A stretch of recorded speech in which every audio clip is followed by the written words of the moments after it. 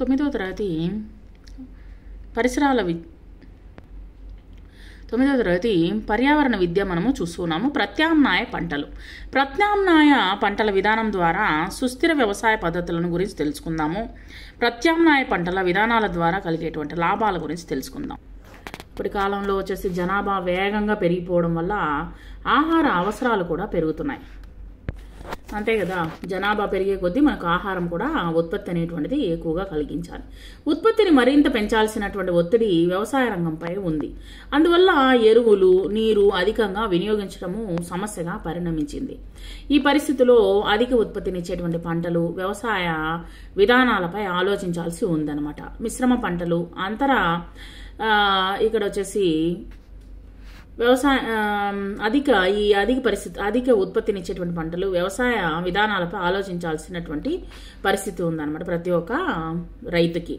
So మిశ్రమ పంటలు, అంతర పంటల వంటి ప్రత్యామ్నాయ పద్ధతులు అవలంబించడము, ఉపయోగించడము ఉపయోగకరము. కాబట్టి మారి మిశ్రమ పంటలు అనేటువంటిది ఈ యొక్క వ్యవసాయం అనేటువంటిది పండిస్తూ ఉన్నాడు అనమాట. వీటి వలన భూసారం దెబ్బతినకుండా ఉంటుందన్నమాట. అంటే ఏంటంటే ఈసారి వేరుశనగ వేస్తే నెక్స్ట్ వచ్చేసి వేరే ఏమైనా వచ్చేసి పండ్ల తోటలో, పూల తోటలో, కూరగాయల తోటలో ఈ విధంగా వచ్చేసి మార్పు అనేటువంటిది వేస్తూ ఉండాలన్నమాట. సో మార్పు అనేటువంటిది తెస్తూ ఉండాలన్నమాట. పంట దిగుబడి తగ్గకుండా ఉండడానికి దీన్ని ఒక పరిష్కారంగా భావించవచ్చు. అంటే వీటి వల్ల భూసారం అనేటువంటిది దెబ్బతినకుండా ఉంటుందన్నమాట. మీరు గమనించినట్లయితే భూసారం అనేటువంటిది తగ్గిపోతూ ఉంటుందన్నమాట. కాబట్టి ఈ యొక్క భూసారాన్ని తగ్గించడానికి మిశ్రమ పంటలు అనేటువంటిది ముఖ్యంగా అవసరము. సరే, మీ సమీపంలోని పంట చేను సందర్శించి అక్కడ రైతులతో మాట్లాడండి. రైతులు పండించేటువంటి వివిధ పంటల వివరాలు, వాటి విస్తీర్ణం తెలుసుకోండి. ఒక్కొక్క రైతు తన పొలంలో ఏ పంటలను పండిస్తున్నాడో విడివిడిగా తెలుసుకోండి. అతను ఒకే పంటను పండిస్తున్నాడా లేదా ఎక్కువ పంటలు పండిస్తున్నాడా అని అడగండి. ఎవరైనా రైతు మిశ్రమ పంటలు లేదా అంతర పంటల పద్ధతులను పాటిస్తున్నారా? అయితే ఆయా పద్ధతులు పాటించడానికి కారణాలు తెలుసుకుని రైతు పొందుతున్నటువంటి లాభాలు ఎలా ఉన్నాయో కనుక్కోండి. లేదా ఒకవేళ ఒకటి కన్నా ఎక్కువ పంటలు పండిస్తే విత్తనాలు నాటే విధానాన్ని గురించి తెలుసుకోండి. తర్వాత వచ్చేసి విత్తనాలు వరుసలో నాటుతారా లేక మడి, కమతం మొత్తం చల్లడము జరుగుతుందా అనేది అడగండి. 2 పద్ధతుల విత్తనాలు వాటి నాటిన సందర్భంలో ప్రమాణ విస్తీర్ణంలో పంట దిగుబడి ఎలా ఉందో తెలుసుకోండి. 2 పద్ధతులతో ఏ రకమైన ఎరువులు ఎంత పరిమాణంలో వినియోగించారో అడగండి. అలాగే ఎటువంటి నీటి సదుపాయం ఉందో తెలుసుకోండి.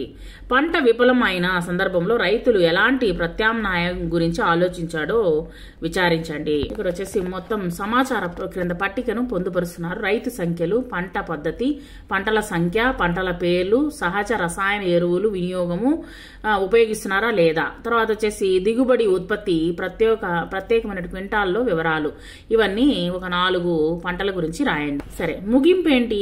ఉన్నది 1/2 ఎకరం పొలమే అయినా దానిలో సజ్జలు, జొన్నలు, రాగులు, వరి, కందులు, పెసలు, కూరగాయలు, పూలు, పండ్లు ఇలా రకరకాల పంటలను పండించుకోవాలి.